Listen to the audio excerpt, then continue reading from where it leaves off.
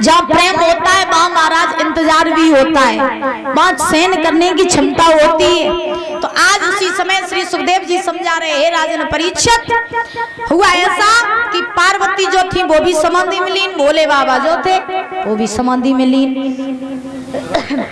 रहने के बाद इधर एक तारक नाम का राक्षस था, वो देवताओं को बड़ा परेशान किए था। और जब परेशान किए था तो उसे वरदान था उस राक्षस को कि वो राक्षस तभी मर सकता था जब भोले बाबा की पहली संतान हो, और पहली संतान हो करके उस राक्षस को मारे।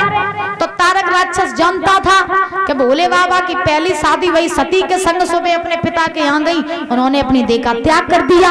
तो भोले बाबा अब दूसरी शादी करे ना, उनके संतान हुए ना, तो हमें मारने वाला भी कोई पैदा नहीं हो सकता। तो वो राक्षस जो था वो महाराज खूब देवताओं को बड़ा परेशान करता था। अब देवता सोचने लगे कि इस राक्षस को मारा कैसे जाए। तो उसी समय महाराज सारे देवी देवता परेशान होकर के भोले बाबा के पास पहुंचे। भोले बाबा के पास में पहुंच करके जवाब दिया, प्रभु आप मेरी टेर को सुनिए, और सुनने के बाद में ऐसा कीजिए कि आप अपनी समाधि को खोलिए। लेकिन भोले बाबा जो थे उस समय जब देवता पहुंचे परीक्षित महाराज, तब भोले बाबा समाधि में लीन थे। अब देवी देवता शरण में खड़े, प्रभु समाधि खोलिए, लेकिन भोले बाबा समाधि नहीं खोल रहे। तो कामदेव ने अपना काम करना प्रारंभ कर दिया।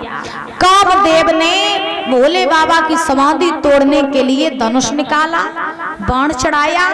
जैसे ही बाण मारा तो भोले बाबा के सीने में जाकर के बाण लगा, और जो भोले बाबा के सीने में बाण लगा जाकर के सोई भोले बाबा की समाधि टूट गई। जब समाधि टूटी तो भोले बाबा को क्रोध आ गया। क्रोध में आकर के भोले बाबा ने दृष्टि डाली कामदेव के ऊपर, तो कामदेव वहीं जल करके भस्म हो गए। कामदेव जल करके भस्म हुए। अब देवी देवता शरण में पड़े, प्रभु मेरी विनती सुन लीजिए। कामदेव को तो काम तुमने खत्म ही करता हो, अपने मेरी और सुन ले। देव भोले बाबा बोले, कहो क्या बात है, काय काम से आए।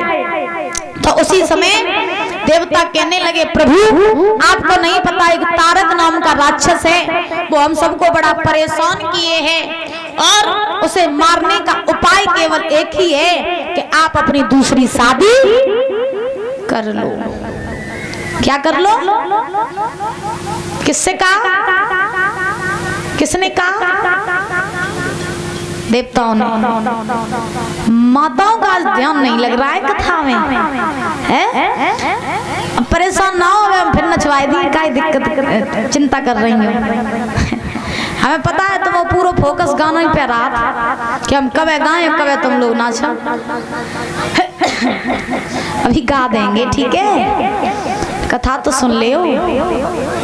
बोले गोविंद भगवान की। तो उसी समय महाराज भोले बाबा ने जवाब दिया, देवताओं से कहा सुनो, हम सब कुछ कर सकते हैं लेकिन दूसरी शादी नहीं कर सकते। देवता बोले, प्रभु क्यों नहीं कर सकते? भोले बाबा बोले, पहली शादी करी सुबह अपने पिता के यहाँ गई, दक्ष के यहाँ, सो अपनी देह को त्याग कर आई। और हम जब शादी कर लेते हैं तो फिर हम भगवान का भजन नहीं कर पाते, समाधि नहीं लगा पाते, इसीलिए हम दूसरी शादी नहीं करेंगे। जो इतने वचन कहे देवता शरण में आ गए, बोले प्रभु कर ले दूसरी शादी, जब तक आप शादी नहीं करोगे तब वो राक्षस हम सबको मार डालेगा। जो इतने वचन कहे तो उसी समय आज भोले बाबा ने, जब देवताओं ने भोले बाबा से ज्यादा प्रार्थना की तो भोले बाबा ने देवताओं की बात मान ली। मानने के बाद में भोले बाबा ने कहा ठीक है, हम दूल्हा बनने के लिए तैयार हैं। आज परीक्षित महाराज उसी समय एक सुंदर सा मंडप गढ़वाया।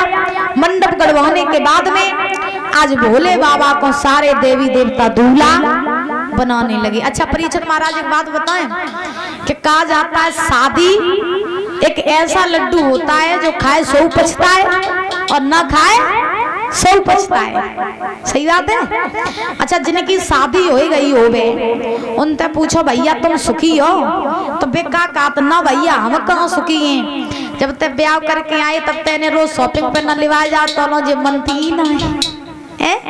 तो तो ना ये बात ही नहीं मानती।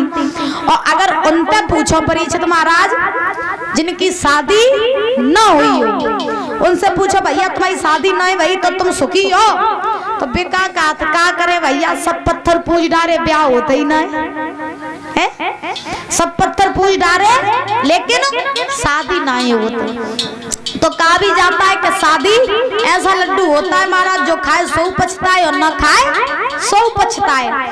अब भोले बाबा जो रहे सुंदर सा मंडप गढ़वाया, मंडप गढ़वा करके महाराज भोले बाबा को जितनी देवियां रहे सो दूल्हा बनाने लगी। जब दूल्हा बनाने लगी तो भोले बाबा आज के जैसे दूल्हा नहीं बने कि आज के जमाने में पहन लो कोट पेंट चलो भैया। हाँ, भोले बाबा दूल्हा बने। सभी देवियां तैयार कर रही हैं। कैसे तैयार कर रही, तालीम जाकर के बोलेंगे।